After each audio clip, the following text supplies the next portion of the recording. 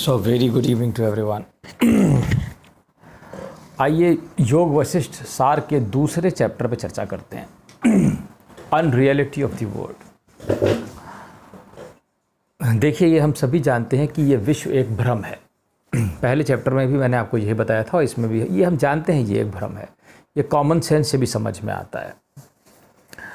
ये इसमें जो चैप्टर 2 है, इस अनरियलिटी ऑफ द वर्ल्ड, इसमें सबसे पहले माइंड को स्टिल करने की बात कर रहे हैं।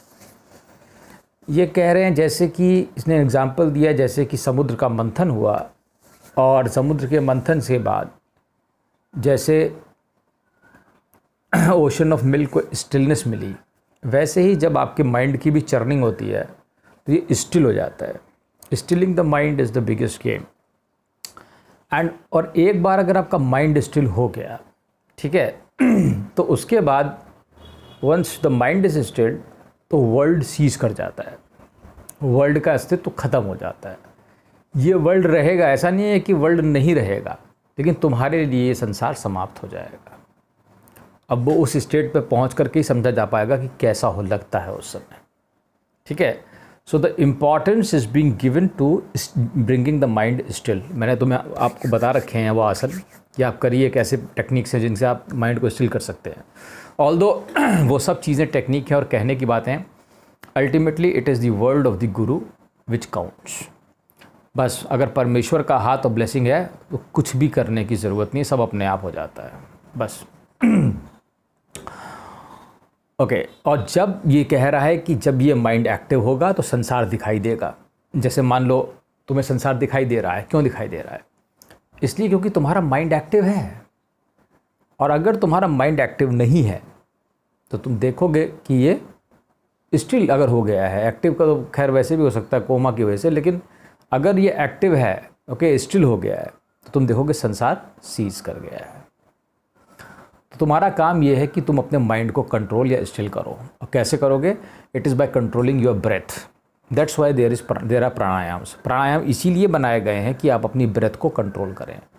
और दूसरा, अपनी लेटेंट जो डिज़ायर्स हैं, जो छिपे हुए अंदर आपके भाव हैं, जो लेटेंट डिज़ायर जिन्हें वासना कहा जाता है, आपको उन्हें कंट्रोल करना होगा। तो पहले दूसरे चैप्टर की शुरुआत में यहाँ पे माइंड को स्टिल करने के तरीके के बारे में समझा रहे हैं। फिर ये कहते हैं कि ये संसार बिल्कुल वर्थलेस है। क्या कहते हैं? संसार बिल्कुल वर्थलेस है और ये किसी भी काम का नहीं है। It is worthless. ये क्या है? वर्थलेस। और ये is born out of one's imagination. And ये तुम्हारे ही इमेजिनेशन, पता नहीं किसी ने इसको इमेजिन किया है और ये उस इमेजिनेशन से पैदा हो गया है। और जब वो इमेजिनेशन या वो कल्पना समाप्त हो जाएगी तो ये भी ख़त्म हो जाएगा।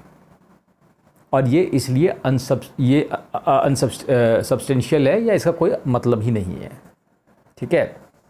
ये फिर वही बात कहते हैं, जैसे मान लीजिए आपने पिक्चर में एक सांप देखा, एक तस्वीर में एक सांप देखा, लेकिन आप रियलिटी में जानते हैं कि ये सांप नहीं है, ये तस्वीर है, ठीक है। तो वैसे ही संसार है। Once you know the reality of this world, तो ये संसार भी ख़त्म है आपके लिए। ये उसी तरीके से जिस तरीके से रस्सी में सब सर्प का भ्रम होता है, ठीक है। ये कह रहा है कि ये जो एक लॉन्ग लिव्ड गोस्ट ऑफ संसार है, जो संसार का भूत है, which is the creation of the diluted mind. ये एक क्रिएशन है डिल्यूटेड माइंड की, ठीक है। एक माइंड ने इसे क्रिएट किया है जो डिल्यूजन की अवस्था में था, और ये हमें दुख प्रदान करता है, ठीक है। और ये डिसअपियर हो जाता है जब आप इस पर पॉन्डर करने लगते हैं। तो मतलब अगर आप इस पर गौर करेंगे, ठीक है, संसार पर, तो आप देखेंगे कि ये संसार धीरे धीरे करके गायब हो जाएगा। माइंड को स्टिल करेंगे तो आप पाएंगे कि ये संसार कुछ नहीं है, इसमें वही तत्व है। पॉन्डर का मतलब वैसे मैं तुम्हें समझाता हूँ ये क्या है। It is actually saying that you should see and listen properly. जब आप संसार को बहुत बारीकी से सुनने, इसीलिए सुनने और देखने पे जोर दिया गया है, तो तुम बहुत बारीकी से सुनने लगोगे ना, तो तुम्हें हर जगह से वही डिवाइन कॉन्शियसनेस की आवाज़ ही सुनाई दिया करेगी। और मुझे ऐसा होता है, मुझे कोई खास बात नहीं, मुझे मालूम है, I have experienced it, always I experience, I know I am living in Brahm only, I am 100% sure, okay, so I can experience that. So you have to develop that, and it is a very comedy sort of game that I am teaching myself. If I am teaching you, actually nobody is there. who is listening to me. It is me only who is, teaching myself. This is what is the game. How beautiful it is. Now think about the sport of Maya, how beautiful it is. This is very important. Now, okay, this Maya has actually deluded the whole world. It is on account of all that the self is not perceived. ये माया की वजह से ही है जो कि तुम अपने आप को नहीं देख पाते हो, जो कि तुम्हारे सारे लिम्स में भी है, सारे लिम्स में एग्जिस्ट करता है. बट माया की प्रभाव देखो कि तुम अपने को ही नहीं पहचान पाते हो. कमाल है माया. ये एक ऐसा मिथिकल सिटी ऑफ, ये इसमें एग्जाम्पल दिया है गंधर्वों के किसी मिथिकल सिटी का, वैसे ही ये संसार भी है. Whatever is seen does not truly exist. It is like the mythical city of Gandharvs और मिराज. जैसे कि आप मिराज जानते ही हैं कैसे होता है, ठीक है. आपको सड़क में लगता है कि पानी है लेकिन नहीं होता है. वैसे ही ये संसार भी नहीं है. वो उन्होंने बहुत अच्छा एग्जाम्पल दिया है. That which is not seen दो विद इन अस. तो वो सेल्फ जो है वो हमें नहीं दिखाई देता है क्योंकि वो माया के आवरण से ढक गया है. और उस सिर्फ आवरण को हटाना भर है, मैं तुमसे सच कहता हूँ, और तुम देख लोगे जो तुम्हें देखने लायक है. This is actually creation is a mere play of maya. यह केवल माया का एक खेल है, ठीक है. बॉन्डेज की बात उसके बाद इन्होंने की है. देखिए यहाँ पर एक बहुत बढ़िया एग्जाम्पल मैं आपको देता हूँ. जैसे मान लीजिए पानी है, पानी में लहरें मौजूद हैं. आप उसको ऐसे ईंटा मारेंगे तो लहरें बन जाएंगी. पानी स्टिल है लेकिन लहरें भी उसमें प्रेजेंट हैं, ठीक है. यही ब्रह्म का स्वभाव है. तो वो यही समझाने की कोशिश कर रहा है कि पानी है, उसमें अगर तुम ईंटें डालो तो लहरें बनती हैं, पर वो रहता पानी ही है. तो इसी तरीके से ये लहरें जो हैं, यही संसार है. वो है एक ही कॉन्शियसनेस, ठीक है. और वो कॉन्शियसनेस को तुम तभी समझ सकते हो जब तुम खुद कॉन्शियसनेस बन जाओ, डिवाइन कॉन्शियसनेस. ये कुछ एक मैजिकल जादू के शो की भी बात कर रहे हैं कि जैसे संसार एक जादुई शो है और इसमें क्या है कि किसी जादू के शो की बात कर रहे हैं. जादूगर ने खेल दिखाया. This world is unreal. अब ये बार बार वही बात बता रहे हैं कि because of ignorance you are actually suffering. That is what it is saying, ठीक है. क्योंकि आप इग्नोरेंट है इसीलिए आप इसमें बार बार सफ़र करते हैं. Okay, that is another example is given, very good example. If suppose I say what is this, so you will immediately say that it is a pen, ठीक है. but the point is it is actually plastic. so the point is that conditioning of mind has to be removed and it should be deconditioned, ठीक है. this is not a pen, this is a plastic. so what you see and perceive in the very first attempt, that is very important. इन्होंने सोने का example दिया है कि सोने के आभूषण को आप अगर उंगली में पहनते हो तो आप कहते हो रिंग है, बट एक्चुअली आपके कंसेप्ट में क्योंकि बैठा हुआ है कि वो रिंग है, पर वो रिंग है तो, लेकिन वो है क्या, सोना है, ठीक है. सो ट्राई टू सी. तो जैसे इस वर्ल्ड को तुम गौर से देखना शुरू करोगे ना, तो तुम्हें हर आदमी से ब्रह्म ही बोलता हुआ दिखाई देगा. लेकिन वो अवस्था तुम्हें मिलेगी, थोड़ा त्याग करो, तपस्या करनी पड़ती है उसके लिए. ऐसे नहीं मिलता. सब कुछ है, सब कुछ अवेलेबल जो कहा जा रहा है या जो समझा है आपने, जो लिखा है, लेकिन आप में ही पात्रता की थोड़ी कमी है, मैं बता रहा हूँ.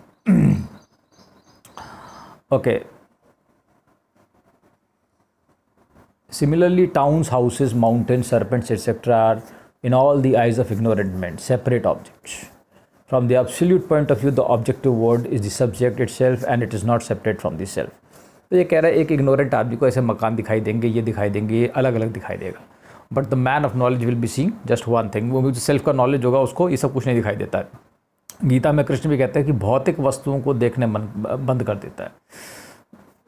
जो इग्नोरेंट है उसके लिए वर्ल्ड में दुख ही दुख है. जैसे आप देख सकते हैं कोरोना से सब रो रहे हैं, लेकिन अगर तुम बुद्धिमान हो, okay, the world is dark to a blind man but it is bright to, यहाँ पे इन्होंने ये, वैसे मैंने पढ़ा नहीं था, आज मैंने अभी पहली बार पढ़ा है इसको. The world is dark to a blind man and bright to one who has eyes. Very important. Okay, the point is what he is saying is, he is talking about eyes. Again Jesus also talks about eyes. Eyes are extremely important to see things actually properly. and these eyes will not work. okay, Arjun से कृष्ण कहते हैं तुम मुझे इन आँखों से नहीं देख सकते, ले मैं तुझे दिव्य आँखें दे रहा हूँ. क्यों कहते हैं? Because you can not see the reality with these eyes. These are false senses to see the false world and to see the illusion, the ignorance. The point is you have to change your eyes. By purification of heart it can be attained. You chant some mantra and you will purify your heart and your eyes will change, and then you can see what actually is happening. Yeah. Anyhow, if you will be lucky enough, you can understand me and you can see that. Okay, so the point is, the bliss of a man, discrimination, who has rejected samsara and discarded all mental conceptions, constantly increases again. So now it is like saying it is illusion and all.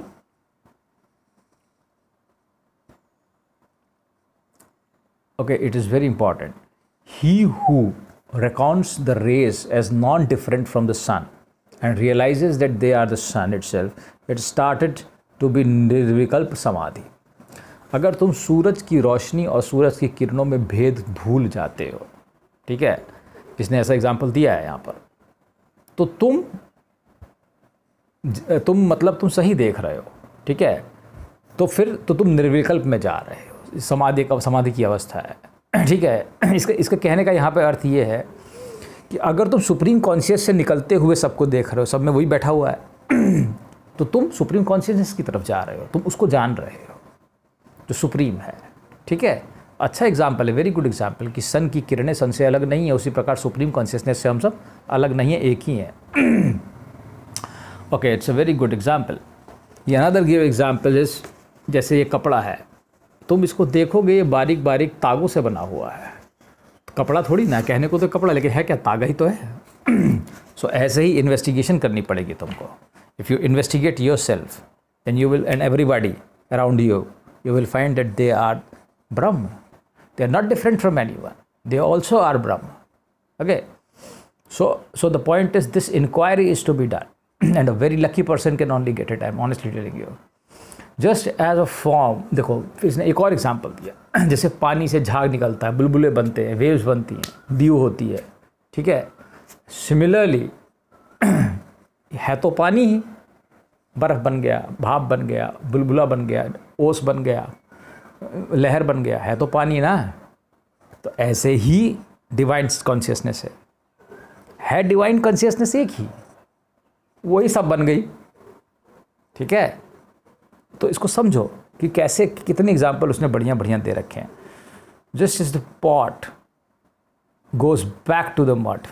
देखो, जैसे pot, मिट्टी का pot है, इसको मिट्टी में फेंकोगे, कुछ दिनों में मिट्टी बन जाएगा, मिल जाएगा. पानी की वेव्स हैं, पानी में मिल जाएंगी. Ornaments into gold, and so सब कुछ ऐसे ही. So the world has come out of that self, you know, and it goes back to the self. तो सेल्फ से ही सब चीज़ निकली, उसमें डिफ्रेंशिएशन माया ने क्रिएट किया. तुम्हें ऐसा लगा डिफ्रेंशिएशन है, लेकिन ऐसा कुछ नहीं है. सब उसी से निकलेंगे, सब उसी में समा जाएंगे, बस काम ख़त्म, पैसा हजम. ओके, इसने फिर से स्नेक का एग्जाम्पल दिया. The snake appears when one does not recognise the rope, and it disappears once the rope is recognised. Okay, and I am telling you honestly, it's the purification of heart which is actually required. Make sure. It is only a forgetfulness of the invisible Brahma self which causes the world to appear, just as ignorance of the rope is snake to appear. वही बार बार इसने रस्सी का example दिया कि जैसे रस्सी में सांप होता है वैसे ही सांप होता है. उसी प्रकार इसने अगला भी एग्जाम्पल दिया, जैसे तुम सपने में दुनिया को देखते हो वैसे ही सपने दुनिया, इसमें कोई हकीकत नहीं है. तो ये सब कह सकते हैं ये चीज़ें हैं भी, नहीं भी हैं, ये रियल है और अनरियल भी है. तो इस तरीके से इसने चैप्टर 2 में आपने देखा कि वशिष्ठ जी ने इन्हें वर्ल्ड की, पहले तो माइंड को स्टिल करने के लिए बताया, फिर उसने डिफरेंट एग्जाम्पल्स देकर के, चाहे पानी का एग्जाम्पल, चाहे गोल्ड का एग्जाम्पल, चाहे रस्सी का एग्जाम्पल देकर के समझाने की कोशिश की कि सब जगह से एक ही बोल रहा है. और उसने फिर सूरज का भी एग्जाम्पल दिया, ठीक है, कि वो डिवाइन कॉन्शियसनेस ही सुप्रीम है और उसी से सब निकलते हैं, ठीक है. So all the best. I hope you have understood that. Thank you.